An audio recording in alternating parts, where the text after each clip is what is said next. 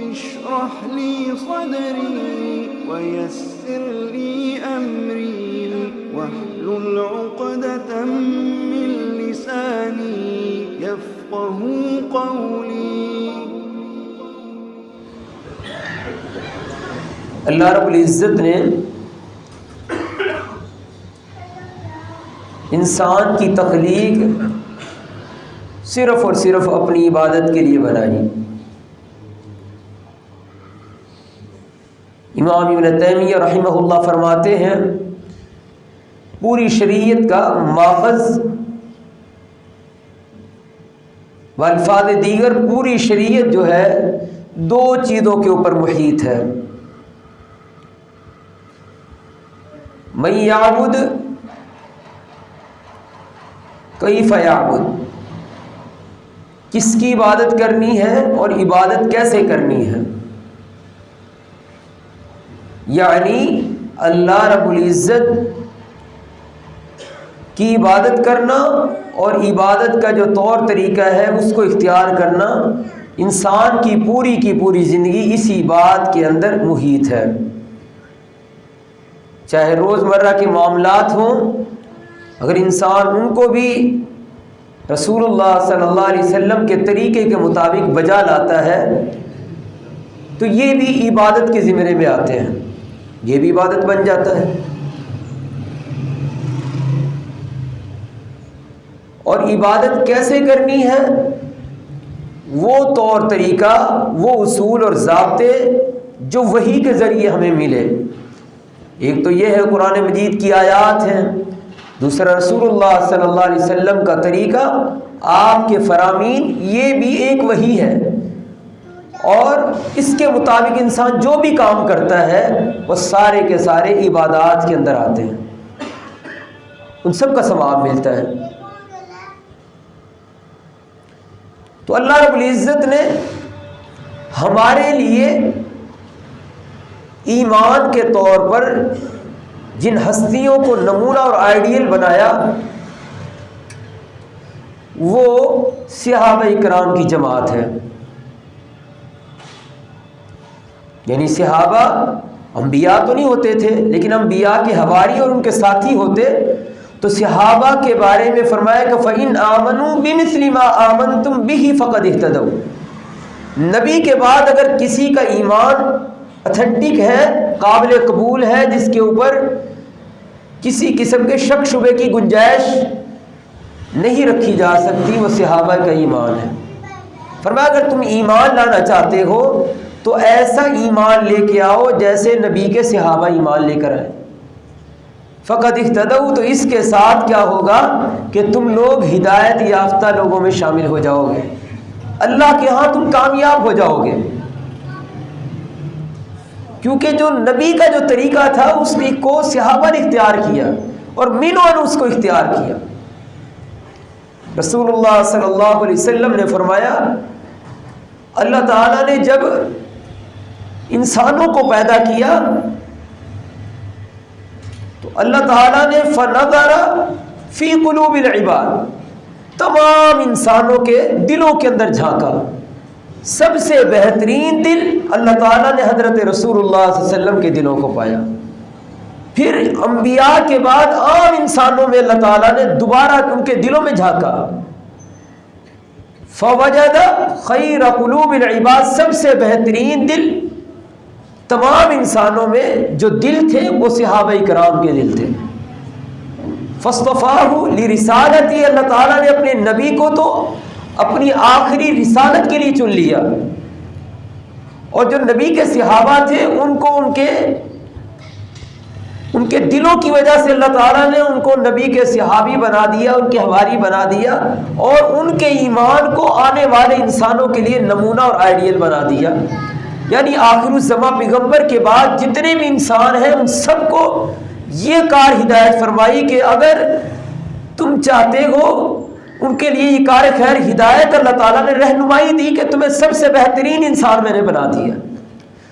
یعنی وہ صحابہ کی جماعت وہ تو ایک مختصر سے عرصے کے لیے دنیا میں رہے، اس کے بعد جتنے بھی لوگ آئے ان کے لیے اللہ کا یہ حکم تھا کہ تمہارا ایمان اس وقت قبول ہوگا جب تم نے صحابہ کے نہج اور منہج کو اختیار کیا، کیونکہ یہ وہ جماعت ہے جس کے ایمان کی گارنٹی اللہ رب العزت نے خود دی ہے، اور اس کو مثال بنا کر اللہ تعالیٰ نے اپنی کتاب میں پیش کیا۔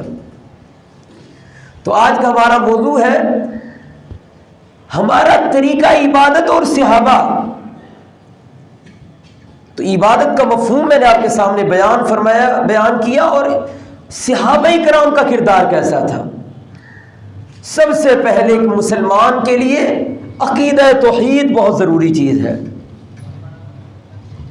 عقیدہ توحید کے اندر سوئی کے ناکے کے برابر بھی اگر خلل واقع ہوا، چاہے انسان نے 50 حج کیے ہوں، ہر سال حج کرتا ہو، بے شمار اس نے عمرے کیے ہوں، نماز روزہ حج زکوٰۃ ہر چیز میں وہ سب سے آگے ہو، اگر عقیدہ توحید کے اندر ایک سوئی کے ناکے کے برابر بھی خلل واقع ہوا، فواللہ وہ بندہ جنت کی خوشبو بھی نہیں پائے گا، جنت میں نہیں داخل ہو سکتا، چاہے جتنی مرضی اس کی عبادات ہوں۔ سب سے بیسک اور بنیادی چیز کیا ہے؟ عقیدہ توحید ہے۔ صحابہ کا عقیدہ توحید کیسا تھا؟ حضرت عمر رضی اللہ تعالیٰ بیت اللہ کے اندر موجود ہے۔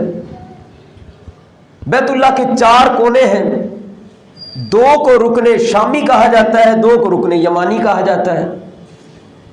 جو 2 رکن شامی ہیں ان کا رخ شام کی طرف ہے، اس لیے اس کو رکن شامی کہتے ہیں، اور جو رکن یمانی ہے ان کا رخ جو ہے وہ یمن کی طرف، ان کو رکن یمانی کہا جاتا ہے۔ وہ جو 2 کونے رکن یمانی، اللہ کے رسول صلی اللہ علیہ وسلم ان کو بوسہ دیا کرتے تھے، اور ایک میں جو ہے حجر اسود لگا ہوا ہے۔ خیر، حضرت عمر رضی اللہ تعالیٰ نے ایک دن حجر اسود کی طرف دیکھتے ہیں اور حجر اسود سے کہتے ہیں انی لأعلم انک حجر، میں جانتا ہوں تو ایک پتھر ہے، میں جانتا ہوں اس بات کو تو ایک پتھر ہے، میں تجھے اس لیے بوسہ دیتا ہوں کیونکہ محمد رسول اللہ صلی اللہ علیہ وسلم نے تجھے بوسہ دیا، ورنہ میں تجھے کبھی بھی بوسہ نہ دیتا۔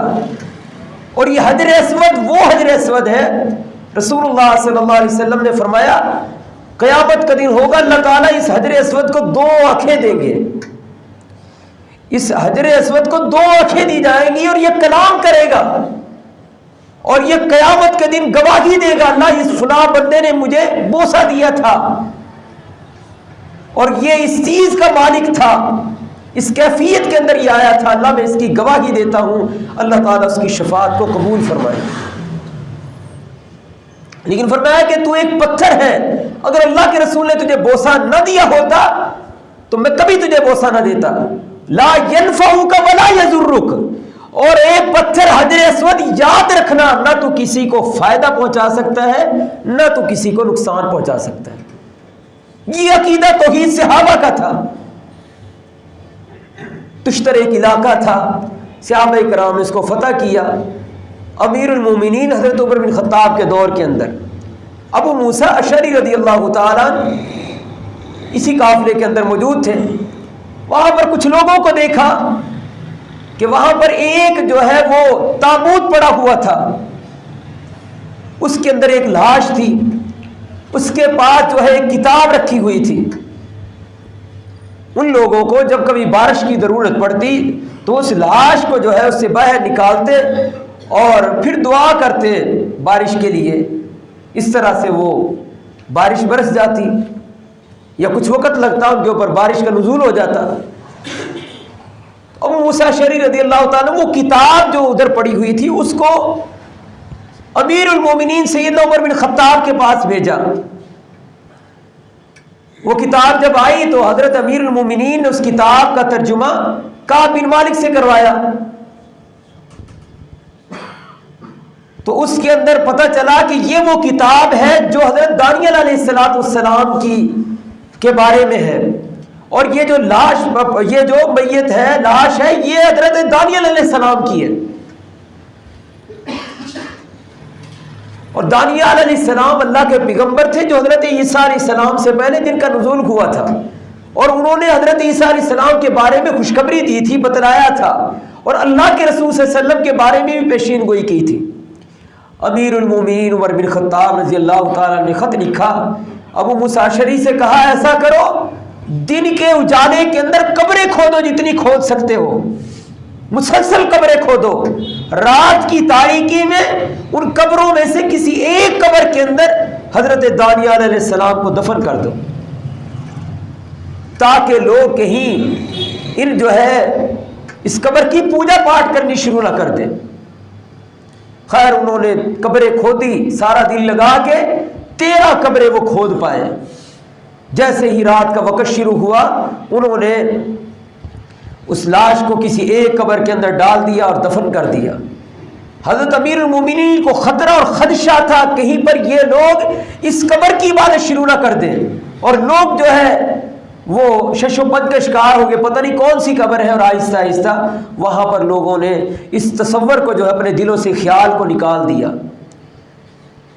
حضرت امیر المومنین رضی اللہ تعالیٰ کے زمانے میں وہ درخت موجود تھا جس کو بیت رضوان کا درخت کہتے ہیں۔ جب کبھی جنگ کے لیے صحابہ جاتے تو اس درخت کے ساتھ اپنی تلواریں لٹکا دیتے، اس کو ذاتی انوات کہا جاتا تھا۔ صحیح بخاری میں آتا ہے کہ پھر امیر المومنین نے جب یہ معاملہ دیکھا تو کہا اس درخت کو جڑ سے کاٹ دو، حالانکہ وہ درخت تھا جس کے نیچے 1400 صحابہ کرام نے رسول اللہ صلی اللہ علیہ وسلم کی بیعت کی۔ تو بابرکت درخت ہوا کہ اللہ کے رسول اس درخت کے نیچے بیٹھے اور صحابہ کرام اس درخت کے نیچے بیٹھے، لیکن امیر المومنین نے اس درخت کو جڑ سے کٹوا دیا۔ کیوں؟ کہ مسلمان اس سے جو ہے وہ برکات حاصل کرنا شروع کر دی انہوں نے کہ ہم اپنی تلواریں اس کے ساتھ لٹکائیں گے تو ہم جنگ کے اندر کامیاب ہوں گے، خیر و برکات ہمارے لیے اتریں گی۔ تو یہ صحابہ کرام کی توحید تھی اور ان کا عقیدہ تھا۔ اور مسلمانوں کا آج کے معاشرے کا عقیدہ کیا ہے؟ دیکھ لو اتنے گندے گندے عقیدے، اللہ معاف فرمائے۔ اللہ کی پناہ، کسی گاڑی کے پیچھے دیکھو گے تو لوگوں نے کیا کیا، اس کے پیچھے کالا کپڑا لٹکایا ہوتا ہے۔ کالا کپڑا کیوں لٹکایا؟ اس لیے کہ یہ کالا کپڑا مجھے مصیبت سے، آفات سے بچائے گا، مشکلات سے مجھے محفوظ رکھے گا، کسی ایکسیڈنٹ سے مجھے بچائے گا، محفوظ رکھے گا۔ انسان کے نفع اور نقصان کا مالک تو اللہ رب العزت ہے۔ جو کام رب نے کرنا تھا معاذ اللہ ثم معاذ اللہ، اللہ کی پناہ، ہم نے اللہ کے مقابلے میں وہ حیثیت ایک کپڑے کو دے دی، وہ حیثیت ایک کپڑے کو دے دی۔ نفع نقصان کا مالک رب، اللہ خود کہتے ہیں، لیکن ہم نے کپڑے کو نفع نقصان کا مالک بنا لیا۔ اور پھر کچھ لوگوں نے جوتا پیچھے لٹکایا ہوتا ہے کہ اس کے ساتھ نظر بد نہیں لگے گی، میری گاڑی محفوظ ہوگی۔ اور اللہ کے بندے یہ تو ایک گاڑی ہے جس کی کیا ویلیو ہے، 15-20 لاکھ 30-40-50 لاکھ کی گاڑی ہوگی، تیری جان تو بہت ہی زیادہ قیمتی ہے، تیری جان سے بھی زیادہ کیا تجھے گاڑی عزیز ہے؟ تو اپنے گلے کے اندر بھی جوتا لٹکا لے۔ لیکن شیطان مشرک کی مت مار دیتا ہے اور کہتا ہے اس کو عقل نیچے رکھ، اس کے اوپر بیٹھ جا، سوچنے نہیں دیتا، کبھی عقل میں بات نہیں جانے دیتا۔ بنیادی چیز بھائیوں عقیدہ توحید ہے، ہر عبادت کا مغز عقیدہ توحید ہے۔ انسان کی زندگی کا کامیابی کا راز اور بیسک اور بنیاد عقیدہ توحید ہے۔ عقیدہ توحید میں خلل ایک ذرے کے برابر آ جائے، انسان کبھی بھی اللہ کے ہاں کامیاب نہیں ہو سکتا۔ اور جبکہ یہ چیزیں ہمارے اندر عام ہیں، ہم باہر سے دیکھتے ہیں سامنے سے وہ بلی گزر جاتی ہے، ہم کہتے ہیں جی آج تو سامنے سے بلی نے رستہ کاٹ دیا، اب تو خیر نہیں ہے۔ کوا بیٹھا ہے تو ہم کوئی اور عقیدہ بنا لیتے ہیں۔ یہ ساری کی ساری بےہودہ چیزیں ہیں جو کہ عقیدہ توحید کے منافی ہیں۔ دوسری چیز میرے بھائیوں سنت ہے، کبھی بھی وہ کام جو رسول اللہ صلی اللہ علیہ وسلم سے ثابت نہیں ہے اس کو کبھی اختیار نہ کرو۔ امیر معاویہ رضی اللہ تعالیٰ حضرت عبداللہ بن عمر کے ساتھ بیت اللہ کے اندر موجود ہیں، طواف کر رہے ہیں۔ امیر معاویہ رضی اللہ تعالیٰ نے بیت اللہ کے چاروں کونوں کو بوسہ دیا، چاروں کونوں کو بوسہ دیا، رکن یمانی، رکن شامی، چاروں کونوں کے ساتھ ان کو چومتے رہے، ان کے ساتھ جو ہے اپنی جسم کو لگاتے رہے۔ عبداللہ ابن عمر رضی اللہ تعالیٰ کہنے لگے اللہ کے بندے یہ کیا کر رہے ہو؟ کہا بیت اللہ کی تو ایک ایک جگہ جو ہے وہ قیمتی ہے، ایک ایک جگہ مقدس ہے، بیت اللہ تو سارے کا سارا اس قابل ہے کہ اس کی تعظیم کی جائے، تو میں تو کونوں کو ہی میں نے بوسہ دیا ہے، چاہے جائے کہ میں نے زیادہ نہیں کیا، اس کا تو ہر ایک جو ہے جگہ اور ہر ایک چیز اس کی قیمتی ہے، مبرک ہے، تبرک والی ہے۔ عبداللہ بن عمر رضی اللہ تعالیٰ کہنے لگے میں نے محمد رسول اللہ صلی اللہ علیہ وسلم کے ساتھ اس گھر کا طواف کیا، میں نے محمد رسول اللہ صلی اللہ علیہ وسلم کے ساتھ بیت اللہ کا طواف کیا، میں نے اللہ کے رسول کو دیکھا، آپ نے دو جو ہے دو کونوں کو، رکن یمانی اور حجر اسود، ان دو جگہوں کو اللہ کے رسول صلی اللہ علیہ وسلم نے بوسہ دیا، باقی آپ نے کہیں پر اپنے جسم کو نہیں لگایا۔ اللہ کے رسول ملتزم کے ساتھ چمٹ کر دعا کیا کرتے تھے۔ میں نے اس کے علاوہ کبھی اللہ کے رسول کو نہیں دیکھا کہ آپ نے کسی جگہ کا بوسہ دیا ہو، تو میں تو وہ کام کروں گا اور اس کام کی تلقین کروں گا جو کام محمد رسول اللہ صلی اللہ علیہ وسلم نے کیا۔ یہ اتباع ہے۔ رسول اللہ صلی اللہ علیہ وسلم کے صحابی چھینک آئی، ان کو عبداللہ بن مسعود پاس کھڑے تھے، ایک صحابی کو چھینک آئی، اس نے الحمدللہ کہا، ساتھ میں درود شریف پڑھنا شروع کر دیا، اللہم صلی علی محمد اللہم بارک علی محمد، یہ ساتھ میں پڑھا اس نے۔ عبداللہ بن مسعود رضی اللہ تعالیٰ کہنے لگے کیا تم اللہ کے رسول سے آگے بڑھ رہے ہو؟ اللہ کے رسول صلی اللہ علیہ وسلم نے الحمدللہ کہا چھینک کے اوپر، تم درود شریف کیسے پڑھ سکتے ہو؟ ہمیں اللہ کے رسول صلی اللہ علیہ وسلم کی اطاعت اور فرمانبرداری کا حکم دیا۔ حالانکہ جو انسان درود شریف پڑھتا ہے 10 رحمتیں اس کے اوپر نازل ہوتی ہیں، 10 گناہ معاف ہوتے ہیں، 10 اللہ تعالیٰ درجات کو بلند فرماتے ہیں۔ لیکن جو کام اللہ کے رسول نے کیا، جس طریقے سے کیا، اسی طریقے کے ساتھ انسان اختیار کرے گا تو دنیا آخرت میں کامیاب ہوگا۔ اور پھر اپنی عقل کا عمل دخل نہ انسان کو کرنا چاہیے کہ اپنی شریعت میں، اسلام کے اندر، عبادت کے اندر اپنی عقل کو داخل کرے، یہ بھی عبادات کی منافی چیز ہے۔ قرآن مجید کی آیت اتری، اللہ تعالیٰ نے فرمایا ان تبدوا خیرا او تخفوه یحاسبکم بہ اللہ، جو کچھ تم دل میں سوچتے ہو، چاہے وہ پوشیدہ ہو چاہے وہ ظاہر ہو، اللہ تم سے حساب لے گا۔ جو کچھ تمہارے دلوں میں ہے، چاہے وہ ظاہر اور پوشیدہ ہے، اللہ اس کا تم سے حساب لے گا۔ یا اتری، صحابہ کرام پریشان ہو گئے کہ نماز، روزہ، معاملات، اعمال، یہ تو بات سمجھ آتی ہے، اب دلوں پہ تو انسان کا قابو نہیں ہے، تو اس کا بھی اللہ کے ہاں حساب ہوگا، ہم تو مارے گئے۔ ایک جتھا اور جماعت امام الانبیاء کے پاس چلی آئی، آ کر کہنے لگے اللہ کے رسول آپ نے ہم سے کہا جہاد کرو، ہم نے گردنیں لٹا دی، آپ نے ہم سے کہا اب نماز پڑھو، عبادات کرو، ہم نے تہجد ادا کی، نمازیں ادا کی، شبر و ذکر و اذکار کے اندر ہم نے لگا دیے۔ اللہ کے رسول آپ نے مال کا سوال کیا، ہم نے سب کچھ لٹا دیا، کسی چیز کی پرواہ نہیں کی، مگر یہ بات ہمیں سمجھ نہیں آتی کہ جو کچھ ہمارے دلوں کے اندر ہے، اگر وہ ظاہر و پوشیدہ ہے، اس کے اندر خیالات کے بارے میں بھی اللہ پوچھیں گے، حساب و کتاب ہوگا، ہم تو مارے گئے، ہمارے پلے تو کچھ بھی نہیں رہا۔ یہ بات ہمیں سمجھ نہیں آتی۔ رسول اللہ صلی اللہ علیہ وسلم نے فرمایا کیا تم موسیٰ علیہ السلام کی قوم کی طرح ہیلے بہانے تراشو گے؟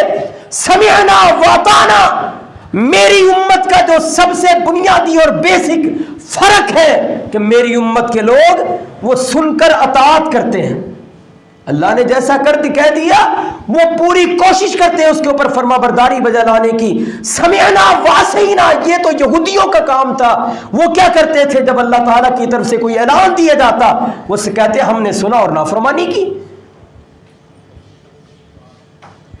تو اللہ کے رسول نے فرمایا جو تمہیں حکم دیا گیا اس کو سنو اور اطاعت کرو، اور جو اس کے اندر کمی بیشی ہے اللہ آسانی کرے گا۔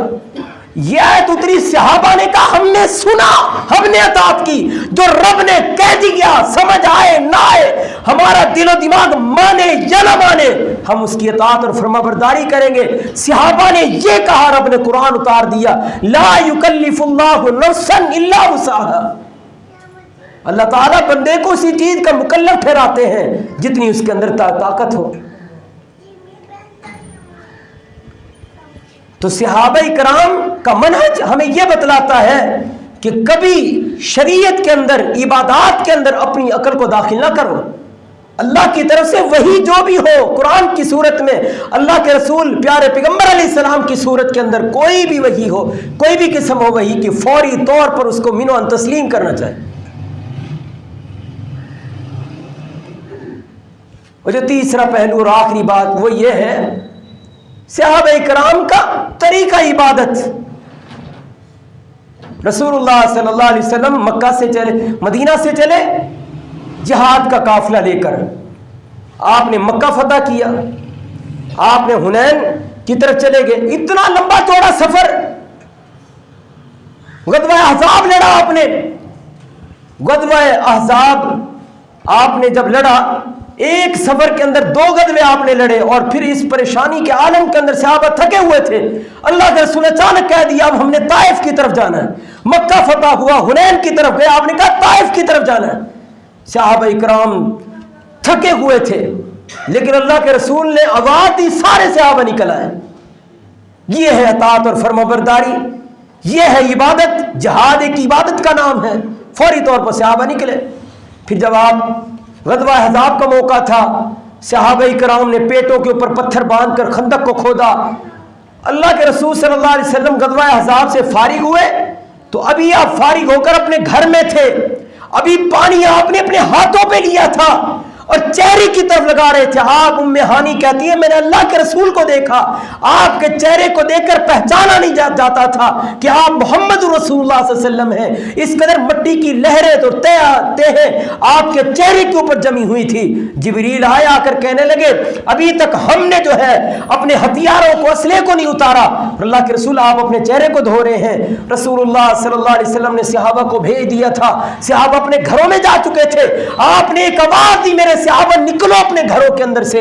صحابہ کرام ہر چیز کو چھوڑ کر نکل آئے، اور آپ نے فرمایا میرے صحابہ، اللہ رسول کا حکم ہے کہ تم نے جو ہے بنو قریظہ کے اندر جا کر عصر کی نماز ادا کرنی ہے۔ صحابہ نے نہیں کہا اللہ کے رسول ہم تو تھکے ہوئے ہیں، ہم نے پیٹوں کے اوپر پتھر باندھ کر خندق کھودی، مشکلات کا سامنا کیا، یہ مسئلے وہ مسئلے نہیں، اللہ کے رسول نے کہہ دیا، اللہ نے ہمیں کہہ دیا، ساری باتیں اپنی جگہ پر۔ صحابہ کرام نے ٹائم بھی نہیں دیکھا، بنو قریظہ کی طرف نکل پڑے۔ یہ تھا صحابہ کرام کا طریقہ عبادت، جو بات اللہ کے رسول سے سن لیتے فوری طور پر اس کو بجا لاتے، منون ادھر ادھر کی بات کرنا کبھی ایسا نہ کیا تھا۔ اور جب نمازوں کی باری آتی، اللہ اکبر سبحان اللہ، کسرا نے قاصد بھیجا، جاؤ بھائی تم دیکھ کے آؤ مسلمانوں کا طور طریقہ، ان کے حالات کیسے ہیں۔ حضرت امیر المومنین عمر بن خطاب کا دور تھا، وہ آیا اور اس نے سارا معاملہ دیکھا مسلمانوں کا، واپس جا کے اس نے کسرا کو بتلایا، ارے تو کون سی جنگوں کی بات کرتا ہے، کس لڑائی کی بات کرتا ہے۔ میں نے وہاں پہ دیکھا ان مسلمانوں کو فرسان من النہار، دن کے اجالوں کے اندر وہ گھوڑوں کی پشتوں کے اوپر بیٹھ کر جہاد کی تیاری کرتے ہیں، وَرُهْبَانٌ مِّنَ اللَّيْلِ، اور رات کی تاریکی میں وہ اللہ کی عبادت کرتے ہیں، رات کی تاریکی میں اپنے رب کو مناتے ہیں۔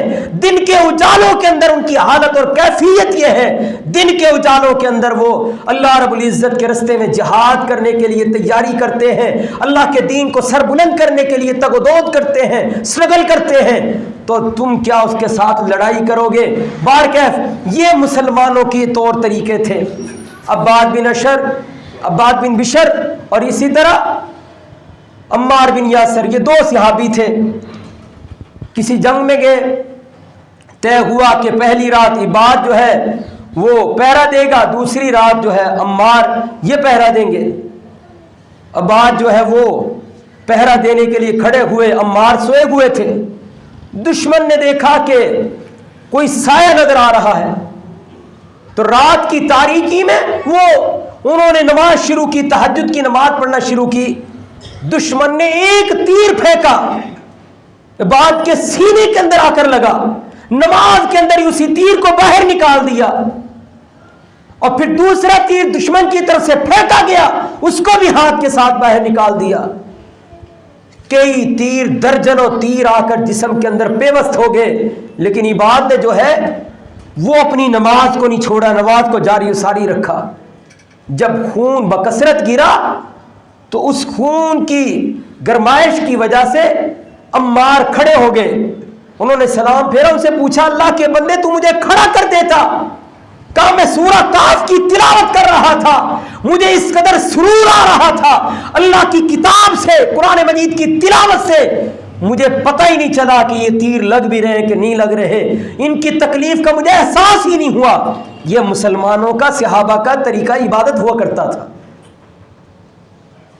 پورے کے پورے جسم میں تیر پیوست ہو چکے تھے، خون بہ کر دوسرا ساتھی کھڑا ہو گیا، اس اللہ کے بندے نے اپنی نماز کو جاری و ساری رکھا۔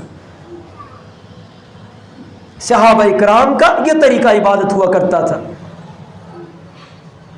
مدینہ کے اندر رسول اللہ صلی اللہ علیہ وسلم نے صحابہ کے خیمے لگوائے،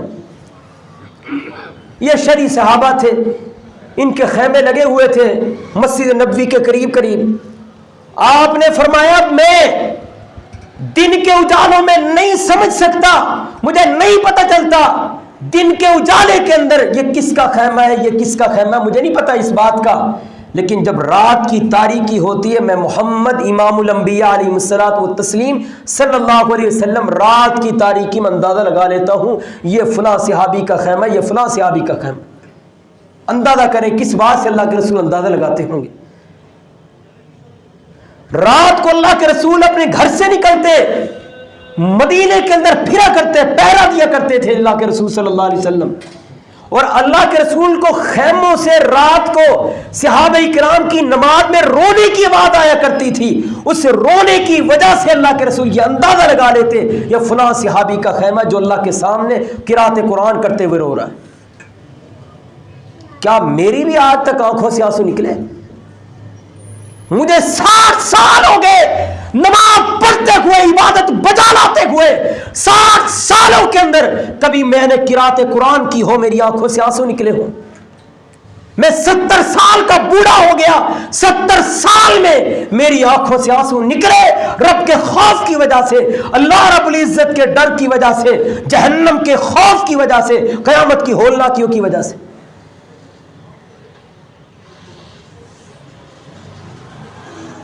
صحابہ کرام خرچ کرتے اللہ کے راستے میں، وہ بھی کمال کی بات ہوا کرتی، وہ بھی کمال کی عبادت کیا کرتے تھے۔ حکیم بن حزام 100 غلام لے کر گئے، صاحب حیثیت سے صاحب مال تھے، 100 غلام لے کر گئے اللہ کے گھر میں، 100 اونٹ ساتھ لے کر گئے، اور میدان عرفات جہاں پر اللہ تعالیٰ لوگوں کو جہنم سے آزادی دیتے ہیں، میدان عرفات میں 100 غلاموں کو ایک لائن میں کھڑا کر دیا، ایک ایک اونٹ انہیں دیا اور کہا جاؤ میں نے تم کو آزاد کر دیا، اور اے اللہ میں تجھے گواہ بناتا ہوں اور ایک التجا تجھ سے کرتا ہوں، اللہ تیرے بندے نے ان 100 غلاموں کو آزاد کیا، اللہ تو اپنے ایک بندے کو جہنم سے آزادی دے دے۔ 100 غلاموں کو ایک ایک اونٹ دے کر 100 اونٹ 100 غلام آزاد کیے، یہ تیرا بندہ ہو کر اتنا کام اس نے کیا، جو کہ ایک حقیر سی کاوش ہے۔ مولا کریم، خالق رحمت الخالق، خالق عظیم، کل کائنات کے مالک و رازق، میں تجھ سے التجا کرتا ہوں اپنے ایک اس بندے کی گردن کو جہنم سے آزاد کر دے۔ یہ طریقہ عبادت ہوتا تھا۔ ہم دیتے ہیں تو بتاتے ہیں مولوی صاحب انہیں کم ہی منگنا ہے، ہم کچھ خرچ کر دیں تو ہم کہتے ہیں جی بس ان کا کام تو مانگنا ہی ہوتا ہے۔ یہ یہودیوں نے کہا تھا لَقَدْ سَمِعَ اللَّهُ قَوْلَ الَّذِينَ قَالُوا إِنَّ اللَّهَ فَقِيرٌ وَنَحْنُ أَغْنِيَاءُ، اللہ تو مانگتا رہتا ہے، اس کا پیغمبر بھی مانگتا رہتا ہے، یہ فقیر الیاذ باللہ، معاذ اللہ ثم معاذ اللہ، یہ یہودیوں کا طرز عمل ہے، اللہ بھی مانگتا ہے، اس کا پیغمبر بھی مانگتا ہے، الیاذ باللہ ثم معاذ اللہ، یہ فقیر ہے، ونحن اغنیاء، اور ہم یہودی امیر لوگ ہیں، ہم اللہ کو دینے والے، ہم امیر ہیں۔ سنکتب ما قالوا وقتلهم الانبیاء بغیر حق، اللہ نے کہا تم نہیں کہہ رہی، یہ تمہاری کرتوتوں کی وجہ سے یہ گندے الفاظ تمہاری زبانوں سے نکلتے ہیں۔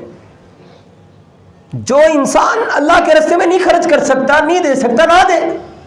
زبانوں سے بولنا، الفاظ کا بکثرت ادا کرنا، حقارت کی نظر سے دیکھنا، وہ اللہ کے بندے تجھے تیری کیا اوقات ہے کہ تو دے؟ کیا اوقات ہے تیری کہ تو اللہ کے راستے میں خرچ کرے؟ کیا ہماری اوقات ہے؟ اللہ چاہے تو 1 منٹ اور سیکنڈ کے اندر ہر چیز کو ختم کر سکتا ہے۔ کتنے ایسے لوگ ہیں جن کے پاس زمینیں، جائیدادیں، بنگلے، سب کچھ ہوتا ہے،